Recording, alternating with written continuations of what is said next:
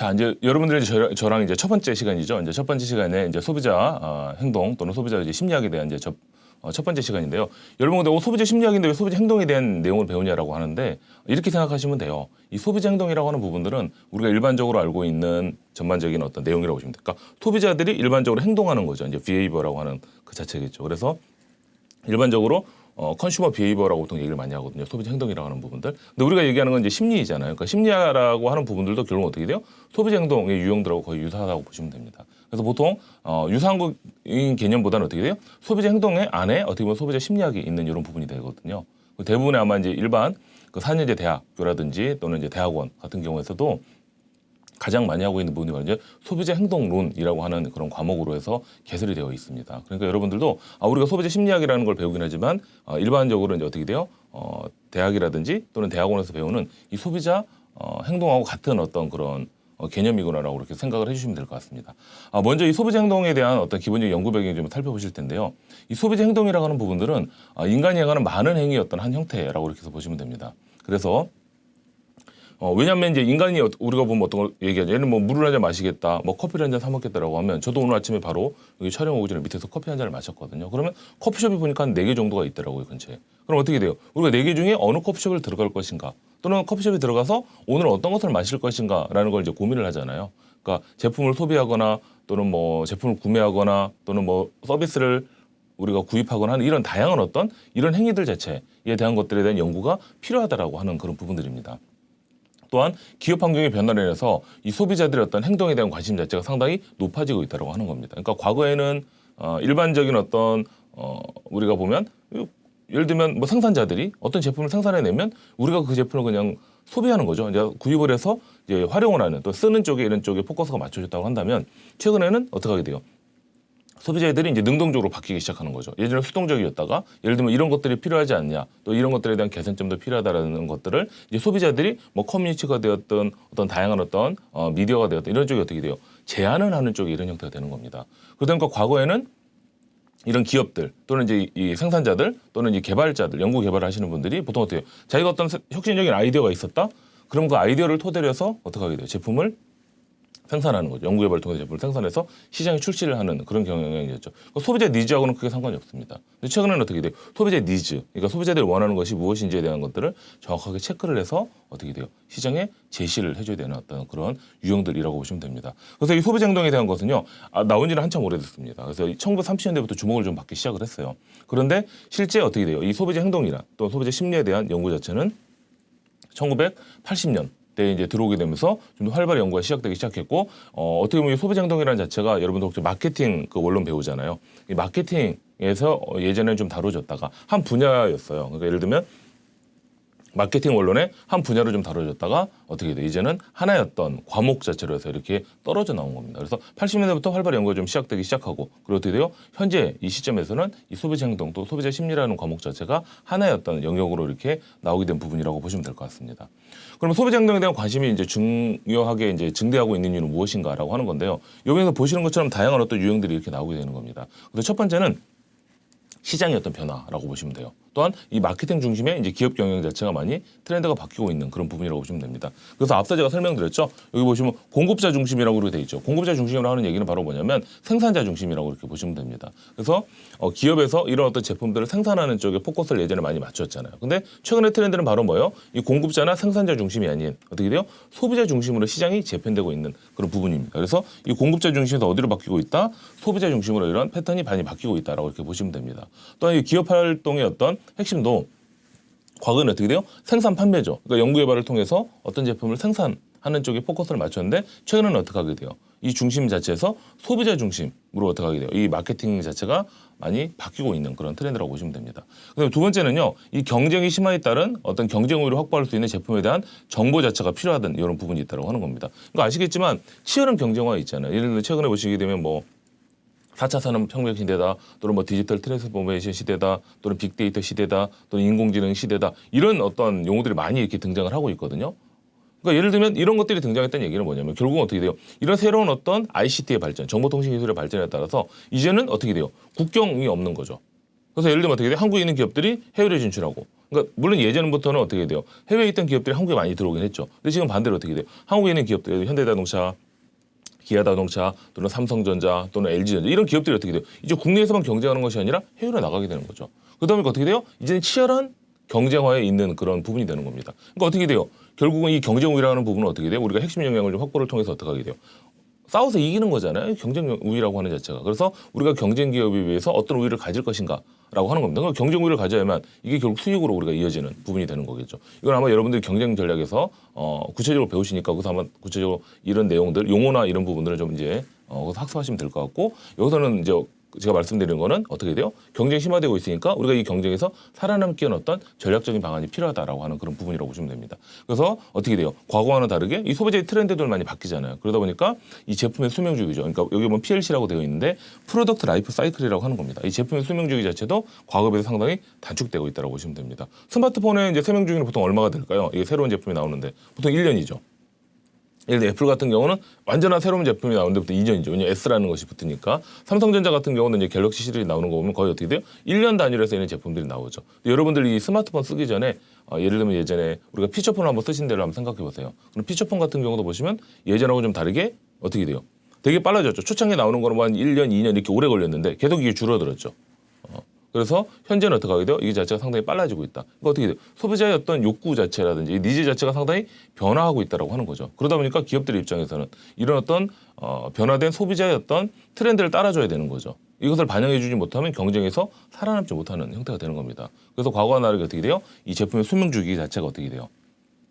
상당히 짧아지고 있는 그런 추세로 가고 있다고 하는 겁니다. 그리고 세 번째는 바로 이겁니다. 소비자의 권리에 대한 관심이 이제 고조가 되고 있는 거예요. 그러니까 과거에는 이 공급자 중심, 생산자 중심일 때는 이 소비자에 대한 권리의 보호가 없습니다. 뭐 제품이 있으면 만들어서 시장에 출시를 하는 그런 의미였잖아요. 근데 최근에는 어떻게 하게 돼요? 이 소비자에 대한 관심 자체가 이제 알 권리라고 하는 거죠. 그래서 상당히 좀 더 어떻게 돼요? 증대가 되고 있다고 하는 겁니다. 그래서 소비자의 어떤 알 권리라든지 소비자의 보호 운동. 그리고 한국에도 보면 이제 소비자 보호원이라든지 그래서 어떻게 돼요? 어떤 문제점이 생기게 되면 예전에는 어떻게 돼요? 우리 소비자들이 일일이 그걸 이제 대응하기 상당히 어려웠죠. 최근에는 어떤 이런 단체라든지 또는 어떻게 정부의 기구라든지 이런 쪽에 있어서 서로 어떤 이 생산자 또는 공급자하고 이 소비자들에 대한 것들을 서로 어떻게 돼요? 중재해주는 이런 뭐 어떤 역할을 하는 것들도 많이 나오게 돼요. 과거와 다르게 이 소비자들의 힘이 더 커진 거죠. 그래서 이 소비자들이 어떤 개선 사항이나 어떤 문제점이 있는 이런 부분들이 되는 것들은 있으면 어떻게 돼요? 당연히 이런 것들을 공급자 또는 생산자한테 얘기를 하고 있는 그런 부분이라고 보시면 되겠죠. 그리고 네 번째는 바로 이제 세계화입니다. 이제 세계화는 이제 글로벌화라고 보시면 되겠죠. 앞서도 설명드린 것처럼 어떻게 돼요? 이런 국경 없는 이제 총성 이제 전쟁이라고 보시면 됩니다. 그러니까 어떻게 돼요? 현재 우리가 세계 지도를 한번 이렇게 딱 보신다 보면 어떻게 돼요? 국경은 다 이렇게 나눠져 있죠. 이렇게 나눠져 있습니다. 그렇지만 어떻게 돼요?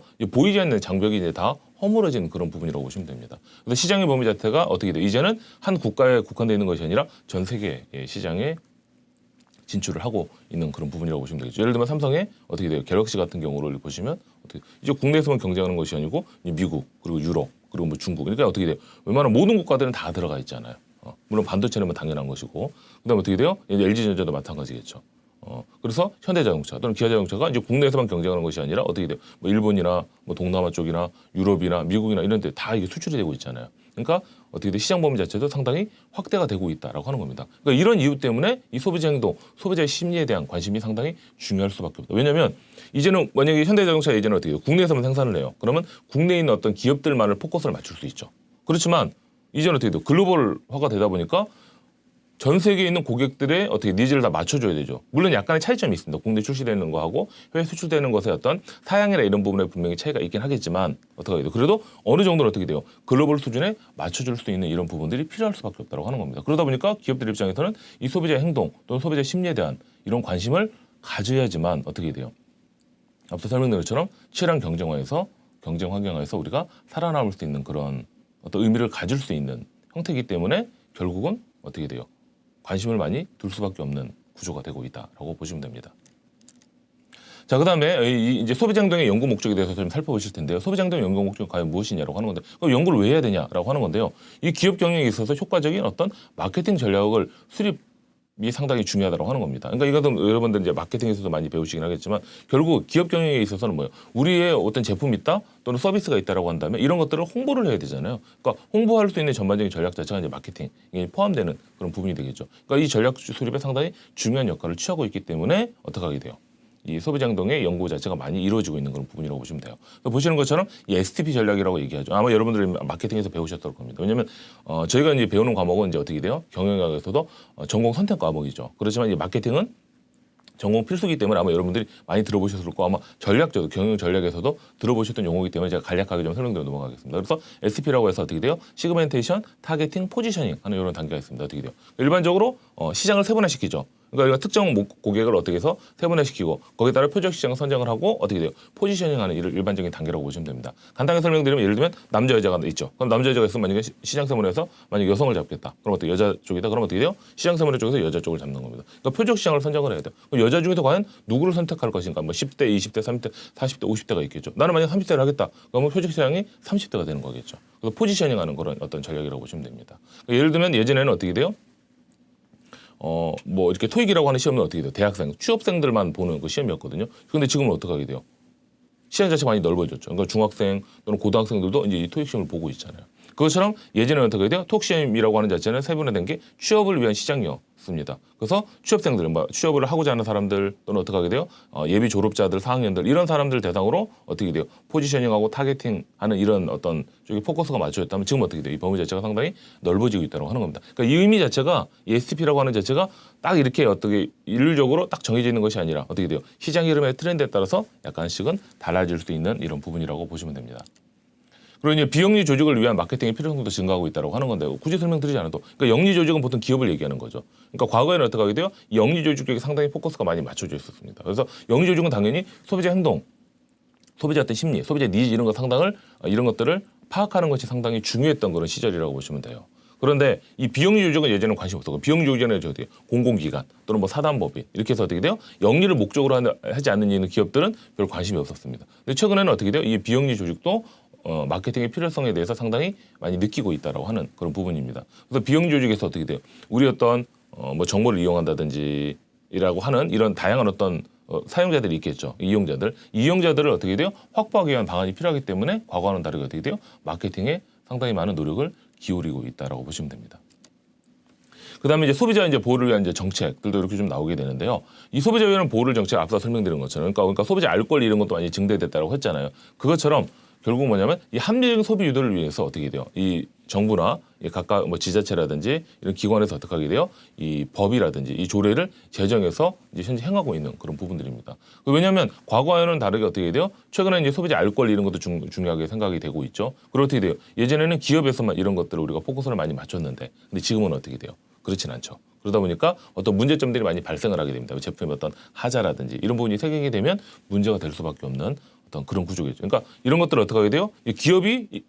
대기업은 상당히 많잖아요. 그러니까 예를 들면 대기업은 뭐 변호사라든지 뭐 법무사라든지 뭐 회계사라든지 노무사라든지 상당히 많은 이런 인력 포드들을 충분히 가지고 있는데 일개 개인, 한 명이 뭐 개인이 소비자가 이런 기업들을 상대로 해서 싸우는 것 자체는 상당히 어렵잖아요. 그러다 보니까 이런 것들에 대한 어떤 법이라든지 조례를 제정을 해서 어떻게 하게 돼요?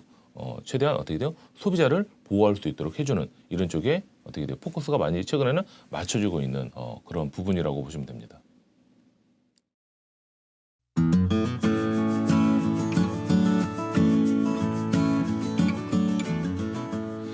자, 이제 소비자에 대해서 좀 살펴보도록 할 텐데요. 이 소비자라고 하는 자체는 저희가 보통 일반적으로 여러분들이 커스터머 또는 컨슈머 이런 얘기를 좀 많이 합니다. 그래서 여기 보시는 것처럼 우리가 이제 그 소비자 행동이라고 하는 자체는 컨슈머 비헤이비어라고 보통 얘기하거든요. 이제 컨슈머 비헤이비어라고 합니다. 컨슈머 비헤이비어로 들어가고요. 이 고객이라고 하는 자체는 우리가 보통 일반적으로 뭐라고 얘기하냐? 커스터머라고 합니다. 그래서 약간의 차이점이 있습니다. 근데 보통 저희가 얘기할 때는 컨슈머 또는 커스터머 이런 쪽의 어떤 차이점이 크게 없다라고 느끼죠. 그러니까 커스터머나 뭐 컨슈머는 똑같은 어떤 그런 기본적인 개념이 아니야 이렇게 생각할 수 있는데 약간 어떤 차이점이 있어요. 거의 유사하게 쓰이긴 해요. 일반적으로는. 그래서 소비자라고 하는 부분들이 여기 이제 정의가 좀 나와 있습니다. 이 소비자라고 하는 부분은 뭐냐면 이 경제 안에서 만들어진 어떤 재화라든지 용역을 사용하는 어떤 개인이나 가구 이 자체를 우리가 일반적으로 이제 컨슈머 또는 소비자라고 얘기를 하는 겁니다. 그럼 고객이라고 하는 자체는 커스터머는 무엇이 아니라고 하는 건데 경제에서 창출된 어떻게 돼요? 재화와 용역을 구매하는 개인이나 가구를 자체로 뭐라고요? 우리가 얘기하는 고객 또는 이 커스터머라고 보통 얘기를 많이 하고 있습니다. 그러니까 약간 어떤 차이점이 좀 있죠. 그래서 약간 유사하죠. 그러니까 개인이나 가구는 똑같아요. 근데 어떻게 돼요? 컨슈머라고 하는 자체는 이제 경제 안에서 만들어진 재화 쪽에 포커스를 맞추는 거고요. 이 고객이라고 하는 자체는 경제 안에서 여기에서 창출된 재화 용역을 어떻게 하게 돼요? 구매하는 거니까 고객이죠. 그리고 사용하는 것은 일반적으로 뭐라고 해요? 소비자라고 보시면 됩니다. 그러니까 어떤 의미가 좀 더 좀 클까요? 일반적으로. 보통 이 고객이라고 하는 자체가 소비자 안에 다 들어가는 거죠. 근데 보통 우리가 고객이라고 얘기를 많이 하면 뭐요? 뭐 일반적으로는 이제 소비자 우리가 일반 개인을 얘기하는 경우가 상당히 많이 있죠. 고객이라고 얘기하면. 근데 예를 들면 이제 기업에 대한 고객에 대한 또 있을 수도 있고요. 그래서 보통 우리가 이제 여기서 배우진 않지만 뭐 전자상거래라든지 혹시 이비즈니스라든지 이런 과목을 한번 들어보시면 거기서 나오는데 보통 우리가 이제 B2B냐 어떻게 돼요? 혹시 용어 들어보셨죠? B2C냐에 따라서 고객이 좀 틀리는 거죠. 이 B2B는 비즈니스 투 비즈니스를 얘기하는 거고요. B2C는 어떻게 하게 돼요? 비즈니스 투 커스터머 보통 이렇게 얘기하거든요. 또는 컨슈머를 얘기하는 이거 어떻게 일반적인 고객들 얘기하는 거죠. 얘는 기업을 얘기하는 겁니다. 그래서 이런 것들을 다 이제 합쳐서 어떻게 돼요? 소비자라고 이렇게 해서 보시면 되겠죠. 그러면 이제 소비자는 어떤 역할을 좀 더 하고 있냐라고 하는 건데 우리가 이제 소비자 행동을 배우는 거고 소비자 심리를 배우는 그런 어떤 거잖아요. 지금 과목 자체가. 그럼 이 소비자는 그럼 어떤 역할을 하느냐라고 하는 겁니다. 그러니까 소비자라고 한번 생각해 보세요. 우리 소비자의 어떤 역할을 하느냐. 그래서 보통 구매를 결정한다라고 하죠. 그러니까 어떤 제품을 우리가 구매를 하거나 할 때 그러니까 어떤 제품을 구매를 할 건지를 할 겁니다. 그러니까 예를 들면 우리가 뭐 스마트폰 하나 구입을 한다라고 해도 어떻게 돼요? 딱 두 개죠. 일반적으로 어떻게 돼요? 안드로이드를 살 거냐, iOS를 살 거냐라고 합니다. iOS는 애플밖에 없어요. 그래서 애플이 아이폰밖에 없고 나머지는 안드로이드는 상당히 많이 있죠. 예를 들면 뭐 갤럭시냐, 뭐 삼성 거냐, 또는 LG 거냐. 그러면 요즘 뭐 이제 그 가성비 갑이라고 하는 뭐 샤오미냐, 뭐 화웨이냐, 뭐 중국의 오포, 뭐 비보, 뭐 이런 어떤 기업들이 있겠죠. 그럼 당연히 어떤 이런 기업들에서 생산된 스마트폰이 있을 거예요. 이 스마트폰이 여러 대가 있다라고 했을 때 이 많은 스마트폰 중에서 우리가 어떻게 돼? 하나를 구매하는 쪽 이렇게 포커스를 맞추는 거겠죠. 그러니까 구매를 결정하는 그 역할을 하는 자체가 바로 소비자 역할 중에 하나다라고 보시면 되고요. 두 번째는 바로 뭐냐면 구매 자금을 제공하고 있다고 하는 겁니다. 그러니까 예를 들면 그렇잖아요. 구매는 누가요? 우리 뭐 예를 들면 뭐 결혼을 하셨으면 예를 들면 우리 자녀가 있다면 우리 자녀 뭐 아들, 딸이 구매를 할 수 있고 어떻게 해야 돼요? 구매 자금은 제가 대줄 수도 있잖아요. 그러니까 소비자의 역할은 구매를 직접 결정하는 사람일 수도 있겠지만 구매 자금을 제공하는 단순히 제공하는 이런 역할을 취할 수도 있다고 하는 겁니다. 예를 들면 이거 가서 뭐 사와 이렇게 해서 어떻게 보면 구매 자금을 줄 수도 있잖아요. 예를 들면 가서 뭐 치킨 한 마리를 뭐 이렇게 해서 좀 이렇게 앞에 가서 뭐 이렇게 가져와라 포장해서 가져와라 그러면 어떻게 치킨 2만 원이다 그러면 2만 원을 주죠. 그러니까 실제 구매를 하는 사람은 누구예요? 뭐 이제 실제 가서 구매를 하는 사람이 이제 아들이나 딸이 될 수 있겠죠. 그렇지만 그런 것들을 어떻게 제공해주는 그러니까 자금을 제공해주는 것은 뭐 아빠라든지 엄마가 될 수도 있겠죠. 그다음에 제품을 구매하는 역할도 할 수도 있죠.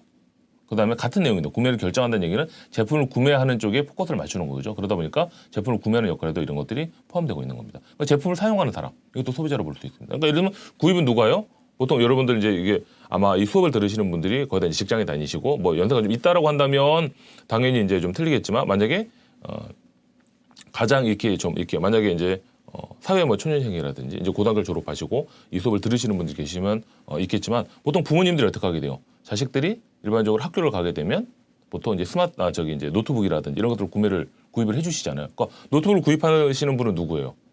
구매 자금을 대고 구입하시는 분은 부모님이 될 거고 실제 사용하는 사람은 누구예요? 자녀들이 되겠죠. 그래서 이 제품을 사용하는 사람도 바로 어떻게 돼요? 이것도 소비자 하나의 역할에 들어간다라고 하는 겁니다. 근데 소비의 어떤 필요성을 제기하는 어떤 다양한 어떤 이런 역할을 하는 것들이 실제 소비자들이 갖추고 있는 그런 역할이라고 보시면 됩니다. 그래서 소비자 행동의 정의를 다시 한번 살펴보실 텐데 이 소비자 행동이라는 건 과연 무엇이냐라고 하는 건데요. 소비자가 소비와 관련된 항목들에 어떻게 돼요? 돈이라든지 시간이라든지 노력 등의 어떤 재반적인 어떤 자원들을 어떻게 돼요? 어떻게 배분할 것인지를 결정하는 것이라고 보시면 됩니다.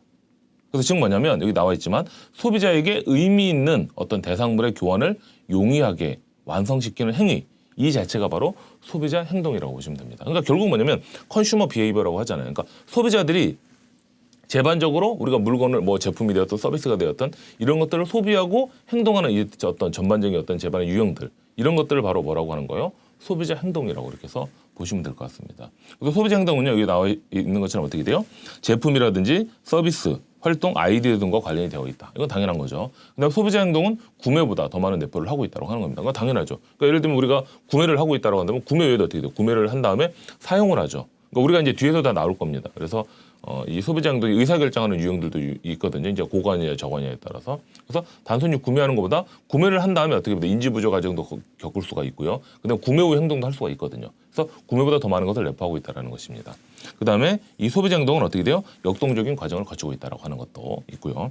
그다음에 소비자 행동은 많은 사람들과 관련돼 있다. 그러니까 이해관계에 상당히 많이 있잖아요. 그러니까 예를 들면 제품을 생산하는 생산자도 있고요. 실제 사용하는 사람, 그렇고요. 구입하는 사람. 다양한 어떤 유통하는 사람들도 있을 수 있죠. 그러니까 그 전반적인 제반 과정, 그러니까 제품이 생산돼서 소비자한테 오죠. 온 그 전 단계, 전반적인 그런 단계들이 어떻게 하게 돼요? 많은 사람들이 관련돼 있는 거겠죠. 그다음에 소비자 행동은 많은 의사결정을 포함하고 있다라고 하는 겁니다. 그렇죠. 왜냐하면 이 행동 자체에는 어떻게 돼요? 단순한 의사결정을 할 수 있기도 하겠지만 다양한 어떤 의사결정들의 유형들이 많이 있다라고 보시면 됩니다. 그러면 소비자 행동의 이제 정의에 대해서 앞서 이제 살펴보셨는데요. 다시 한번 이제 소비자 행동의 정의에 대해서, 왜냐하면 학자마다 조금씩 약간 틀리게 이 행동을 정의하다 보니까 다시 한번 살펴볼 텐데요. 뭐냐면 이 개인과 집단 그리고 조직 그리고 그들의 욕구를 만족시키는 어떤 상품이라든지 또는 서비스 그리고 어떻게 돼 경험, 이 아이디어를 선택을 하고요. 확신한 다음에 사용하고 처분하는 과정이 들어가는 겁니다. 그러니까 예를 들어 우리가 제품을 구입하죠. 그럼 실제로 구입한 다음에 사용을 하죠. 그런 다음에 어떻게 돼요? 처분하는 과정은 어떻게 돼요? 이제 더 이상의 기능이라든지 성능을 발휘하지 못하게 되면 폐기하는 그런 과정이겠죠. 이 처분하는 과정. 이게 어떻게 돼요? 이런 전반적인 과정 하고요. 이 소비자와 사회에 어떤 미치는 영향에 대해서 이 공부하는 학문이 바로 뭐예요? 소비자 행동론이라고 보시면 될 것 같습니다. 그래서 이제 론이 들어가니까 어떤 개론적인 어떤 의미라고 보시면 되겠죠. 그래서 소비자 행동과 관련된 어떤 제반적인 이론, 이 체계, 이 자체가 바로 소비자 행동론이라고 보시면 됩니다. 이 소비자 행동은 그럼 어떤 특성을 가지고 있냐라고 이렇게 해서 나와 있는데요. 이 소비자 행동은 어떻게 돼? 동기에 근거하는 행동을 가지고 있다고 하는 겁니다. 그렇죠. 우리가 어떤 행동을 할 때 동기가 무조건 다 있죠. 없는 상태에서 이런 어떤 행동을 취하지는 않는다라고 이렇게 해서 일반적으로 좀 보시면 됩니다. 그다음 두 번째는 이 소비자 행동에는 어떻게 돼요? 여러 가지 어떤 형태의 활동들을 포함하고 있다고 하는 겁니다. 앞서 설명드린 거죠. 예를 들면 제품을 구입하는 사람, 사용하는 사람, 구매 자금을 대는 사람, 그리고 제품 구입에 영향력을 행사하는 사람도 있거든요. 뒷부분에 다 나옵니다. 여기 대한 설명들은 영향력을 행사하는 사람이라든지 다양한 어떤 이런 형태 활동들이 다 들어간다고 하는 겁니다. 그리고 우리가 어떤 제품을 구매를 할 때 보통 어떻게 하게 돼요? 단순하게 가서 이 제품이 좋네 해서 바로 이 제품을 구매하나요? 그렇진 않죠. 보통은 어떻게 돼요? 일반적인 제품들을 할 때는 상당히 많은 고민을 합니다. 예를 들면 뭐 음료수 하나 사 먹어요. 제가 지금 운동을 했어요. 목에 갈증이 나요. 그럼 어떻게 돼요? 예를 들면 이온 음료 한 잔 먹어야 되겠다라든지 이렇게 하게 되면 그냥 마트 있다고 하면 그냥 가서 사죠. 편의점 가서. 상당히 많은 고민을 하나요? 만약에 내가 먹는 것이 만약에 내가 항상 잘 먹는 것이 포카리 스웨트다라고 하는데 포카리 스웨트가 없어요. 그럼 그걸 찾아서 다른 편의점을 막 돌아다니나요? 그렇진 않죠. 보통 일반적으로 어떻게 갈증을 해소할 목적이기 때문에 뭐 게토레이라든지 또는 파워에이드라든지 없으면 그냥 생수라든지 이게 마실 수가 있겠죠. 그러니까 이런처럼 어떻게 단순하게 어떻게 돼요?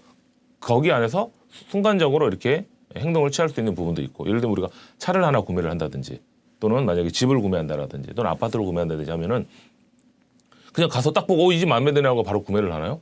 그렇지는 않죠. 다양한 어떤 형태들을 통해서 어떻게 돼요? 다양한 의사결정 과정을 많이 거치게 되겠죠. 그 의사결정 과정을 거쳐서 일반적으로 어떻게 돼요?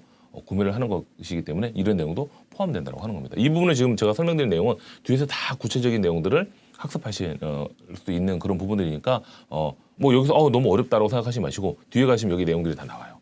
그러니까 쉽게 이렇게 좀 더 보시면 될 것 같습니다. 그다음에 소비자 행동 의사결정 과정을 거친다. 이것도 마찬가지죠. 제가 아까 말씀드린 것처럼 뭐 고관여 의사결정이냐 또는 저관여 의사결정이냐에 따라서 달라질 수 있다고 하는 것.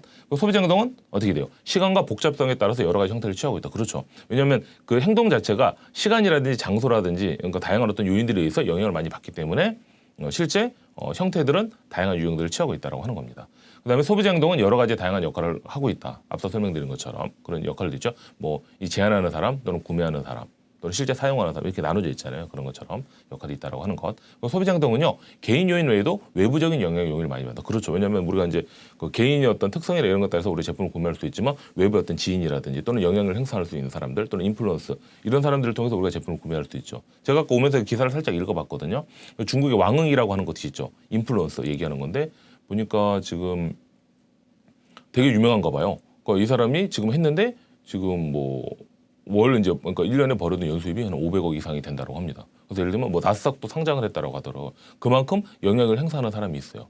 이름을 까먹었습니다. 장다인가 누군지는 모르겠는데 그 인플루언서죠. 그러니까 그 사람이 하나 소비하게 되면 어떻게 돼요? 사람들이 많이 소비할 수 있는 거죠. 예를 들면 우리 한국에서 따지면 뭐 전지현 같은 경우 예전에 별의 선거대라고 한참 나온 지 오래된 그 드라마 있잖아요. 거기서 입고 나왔던 코트 있었잖아요. 위에 걸치고 있는 건데 되게 비싼 제품이었죠. 600만 원인가 넘는다고 했죠. 근데 그 제품이 어떻게 돼요? 입고 나온 드라마에 나온 뒤에 어떻게 돼요? 완판됐다고 하잖아요. 그만큼 어떻게 돼요?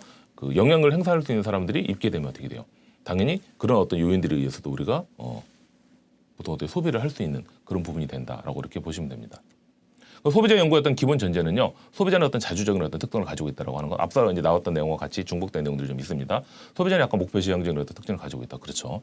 그다음에 소비자 행동은 어떻게 돼요? 하나의 어떤 과정을 가지고 있다고 하는 부분이 있고요. 그리고 소비자 조사는 소비자 행동의 어떤 본질적인 이유를 밝히는 데 상당히 유용하다. 그래서 보통 우리가 소비자 조사, 그 설문조사라든지 행동조사 상당히 많이 하고 있죠.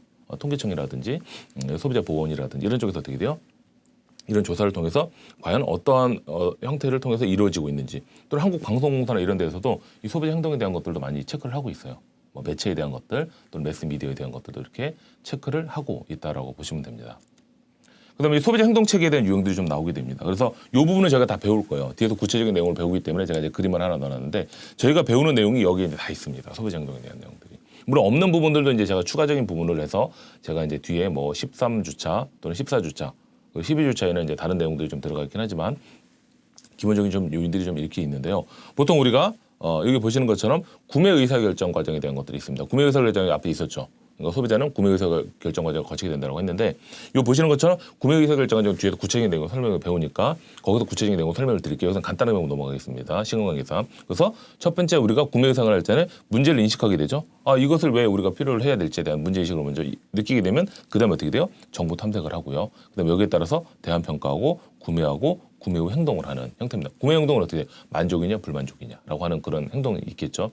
이런 것들을 하게 돼요. 이게 일반적인 소비자의 어떤 구매 의사결정 유형이라고 보시면 됩니다. 과정이라고 보시면 됩니다. 근데 여기에 또 영향을 미치는 요인들이 바로 뭐였어요? 우리가 대안 평가를 한다든지 할 때, 정보 탐색을 한다든지 할 때 영향을 미치는, 구매에 영향을 미치는 요인들이 바로 뭐예요? 이 정보 처리 과정이 있다고 하는 겁니다. 그래서 일반적으로 우리가 노출을 한다, 주의를 한다, 이해를 한다라고 하는 이런 과정을 거치게 되죠. 기억이 있습니다. 이 부분 또 소비자 기억에서 또 저희가 구체적인 내용을 또 설명드리도록 하겠습니다. 이게 정보 처리 과정을 거치게 되고, 그러니까 여기에 영향을 미치는 요인들이 바로 뭐예요? 이 부분 개인적인 어떤 요인이라든지 어떻게 돼요? 환경적인 요인이라든지 하는 이런 요인들이 영향을 마치 미치게 되겠죠. 개인적인 요인은 이제 본인을 가지고 있는 뭐 동기, 감정 또는 개성, 또 라이프 스타일이 있습니다. 이것도 각각 한 차시별로 제가 설명을 다 드릴 겁니다. 한 차시라는 게 저희가 보통 이제 40분에서 한 50분 사이로 보통 말씀을 하고 있잖아요. 한 주차에 나오는 건데, 요 이제 동기라든지 감정, 개성, 라이프 스타일도 각각 구체적인 내용들이 또 있습니다. 뒤에 가면. 그래서 거기에서 또 구체적인 내용을 좀 살펴보도록 할 거고요.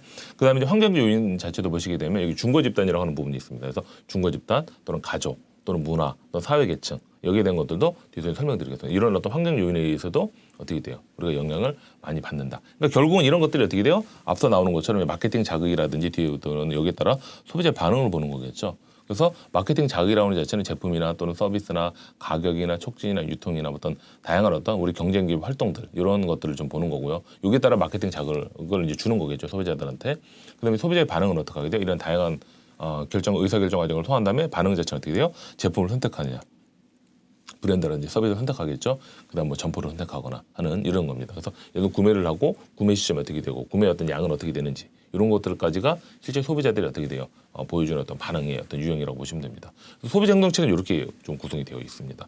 물론 이게 약간의 그 책마다 저자마다 좀 틀려요. 아마 저희가 이제 제가 주교재로 올라놓은 부분이 있죠. 그 책에 나오는 애 보면 요 내용이 이제 기본적인 형태로 좀 나와 있습니다. 그래서 전반적인 앞부분은 저희가 지금 첫 시간이다 보니까 개괄 형태라고 보시면 돼요. 그래서 저희가 이 한 학기 동안 학습하게 될 내용에 대한 전반적인 내용들을 여기에 집어넣은 그 부분이라고 보시면 됩니다. 그래서 여기에 대한 내용들은 좀 어렵다고 생각하지 마시고 뒤에 가서 각각 어떤 하나에 대한 내용들을 구체적으로 좀 살펴보실 겁니다. 그러니까 지금 여기서는 약간 좀 이해가 안 된다고 하시더라도 뒤에 가시면 예를 들면 소비자 개성에 대해서 한 차씩, 라이프스타일에 대해서 한 차씩, 그다음에 뭐 그런 감정에 대한 한 차씩, 이렇게 해서 저희가 배우실 수가 있습니다. 그러니까 너무 걱정하지 마시고 기본적으로 이제 앞부분은 1차시 정도니까 편하게 이렇게 해서 좀 들으시면 될 것 같습니다.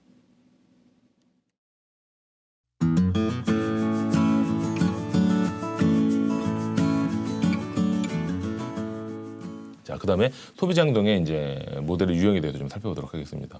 보통 이 소비자 행동의 모델 유형들은 뭐 전통적인 모델이 있고요, 뭐 현대적인 모델이 있겠죠. 항상 어느 과목이든지 간에 보면 어떻게 돼요? 전통 또는 현대적인 어떤, 그러니까 전통적이라는 건 이제 과거에 일반적으로 많이 우리가 행해왔던 모델을 얘기하고 최근에는 어떻게 돼요? 이제 현대적 모델에는 이 전통적 모델의 한계가 있잖아요. 그러니까 이런 것들을 좀 개선해서 나오게 된 모델이 보통 현대적 모델이라고 하는 건데요. 보시는 것처럼 이 전통적 모델, 그 전통적 모델이라고 해서 쓰지 현재는 안 쓰냐? 똑같이 씁니다. 그렇지만 어떻게 돼요? 새로운 기법이 나오다 보니까 전통적 기법을 활용하는 어떤 광고 유형들도 상당히 많아요.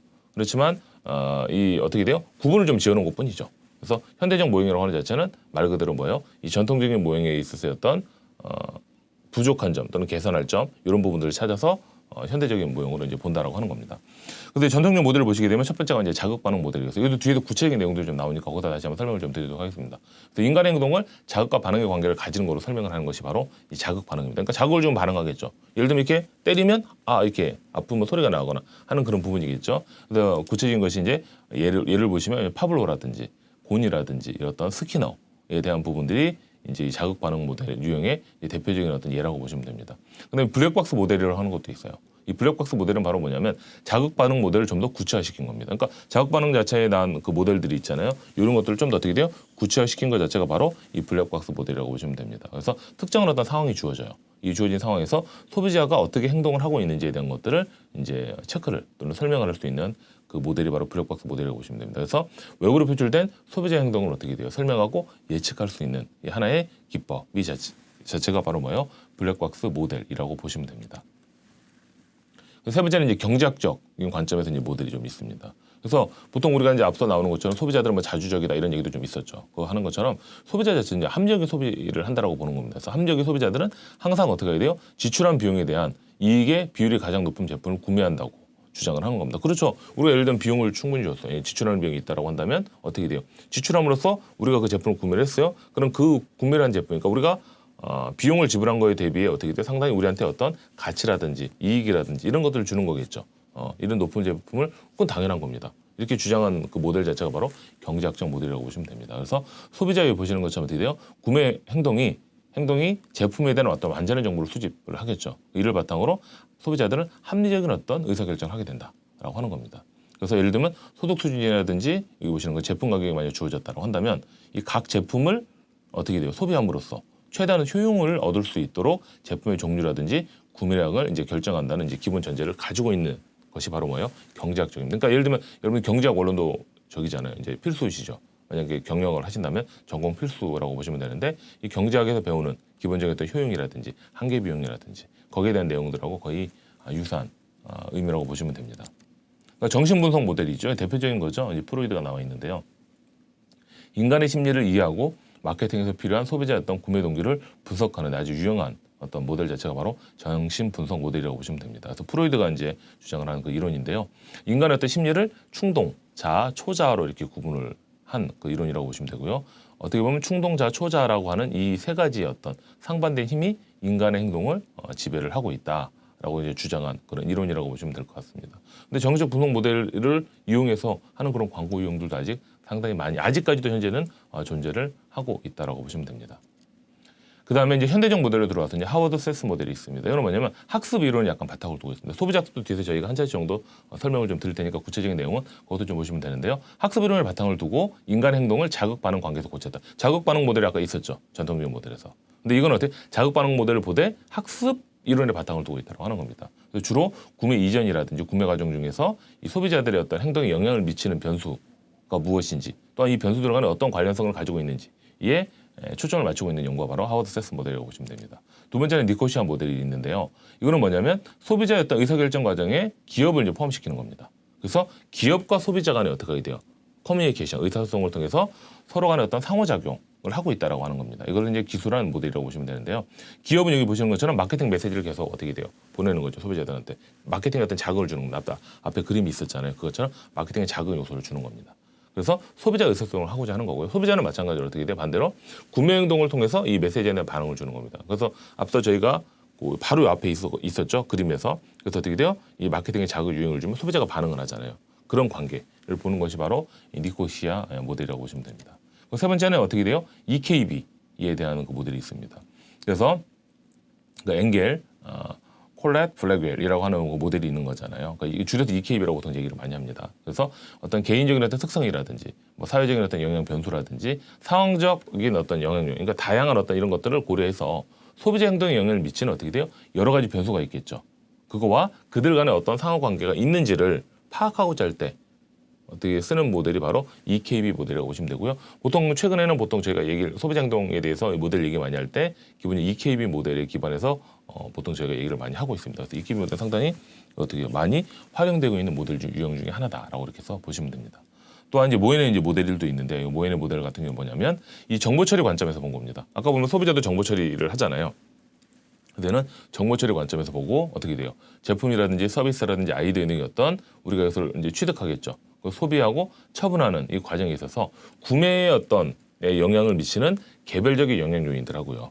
환경적인 영향 요인들의 중심으로 구성이 되어 있다. 그래서 앞서 보시는 것처럼 그림에도 나와 있었죠. 밑에 보면 어떻게 돼요? 개인적으로 보는 것들. 그리고 환경적인 영향 요인들이 있었죠. 예를 들면 개인적, 개별적인 영향 요인이라고 하는 자체는 우리가 보면 개성이라든지 뭐 라이프 스타일이라든지 이런 어떤 요인들이 있었죠. 그리고 환경적 요인은 뭐 중고 집단이라든지 그런 요인들이 있었죠. 그러니까 그런 식으로 해서 구성이 되어 있는 것이 바로 모인의 어떤 모델이라고 보시면 됩니다. 소비자 행동 모델이 그럼 왜 중요하냐고 하는 건 앞서 설명드린 거랑 마찬가지입니다. 소비자 행동 또는 소비자 심리 자체가 이렇게 이 모델 자체가 그렇게 중요하냐고 하는 건데요. 소비자 행동에 관하여 통합적이고 전체적인 관점을 좀 제시할 수 있는 모델이기 때문입니다. 그러니까 마찬가지로 저희가 보통 여러분들이 수업을 들으실 때 잘 보셔야 될 게 하나가 이제 이렇게 주의하셔야 될 게 우리가 보통 물건을 제품을 구입할 때 소비자예요, 항상. 우리는 소비자 입장에서만 이렇게 항상 행동을 합니다. 근데 만약에 이 소비자 행동을 메우는 목적이 소비자 입장에서 기본적인 내용들은 다 알고 있잖아요. 뭐 그런 내용들 유형을 알면 좋긴 하겠지만 만약에 기업에서 마케터라고 하세요. 마케팅을 담당하고 있는 관리자라고 하시면 어떻게 될까요? 당연히 소비자들이 어떤 행동을 하고 어떤 그 심리 상태에 있는지에 따라 우리 제품을 어떻게 돼요? 구입을 하거나 또는 뭐 처분을 하거나 하는 전반적인 과정을 거치게 되겠죠. 그러니까 이런 과정들이 영향을 미치는 요인이 무엇인지를 잘 파악을 해봐야 된다고 하는 겁니다. 예를 들면 이렇게 보시면 돼요. 어떤 제품을 만들었어요, 우리가. 그러면 과연 소비자들한테 어떠한 방안으로 이 제품을 구매하게 할 것인가. 예를 들면 가격을 정했어요. 그러니까 가격이 10만 원이에요. 그러면 과연 거꾸로 한번 생각을 해보는 거죠. 만약 내가 소비자라면 이 제품을 10만 원 주고 살 값어치가 있을까 또는 가치가 있을까 이렇게 보는 겁니다. 근데 만약에 마케터가 아닌 소비자 입장으로 봤을 때도 만약 그게 맞지 않는다라고 한다면 그 문제가 있는 거겠죠. 또는 어떤 제품의 어떤 특징이라든지 서비스의 유형이라든지 그렇죠. 예를 들어 항상 나오는 게 이거예요. 기존에도 이런 제품이 많은데 지금 당신들이 이제 이거 제시하고 있는 제품, 또 출시한 제품이 기존 제품은 어떤 차별성을 가지고 있느냐라고 보통 이제 소비자는 생각을 많이 하잖아요. 그러면 어떤 그런 것들을 줘야 되니까 소비자한테 어떤 가치라든지 효용이라든지 어떤 이런 것들을 좀 어떻게 제시를 해줘야지만 소비자들은 그 제품을 소비하고 구매를 하는 그런 부분이 되는 거지 그런 것이 없다라고 하면 안 되겠죠. 그러다 보니까 이 소비자 행동에 대한 모델이라고 하는 자체가 상당히 중요할 수밖에 없는 그런 부분이라고 보시면 되거든요. 우리가 구매 의사결정 과정에 다양한 요인들이 아까 영향을 미쳤잖아요. 그러니까 마케팅 자극이라든지 개인적 또는 환경적 요인들이 있죠. 소비자 정보 처리 과정도 있고 그런 과정들을 통해서 우리가 어떤 소비자가 반응을 하잖아요. 그런 것들 제반적인 것들이 필요한 어떤 의미라고 보시면 됩니다. 또한 의사결정 과정에 어떤 필요한 정보 분야를 우리가 확인할 수 있다고 하는 것들, 또 변수들 간에 있죠. 각각의 변수도 있죠. 미치는 변수들 간에 약간 계량화 시킬 수 있다고 하는 부분들.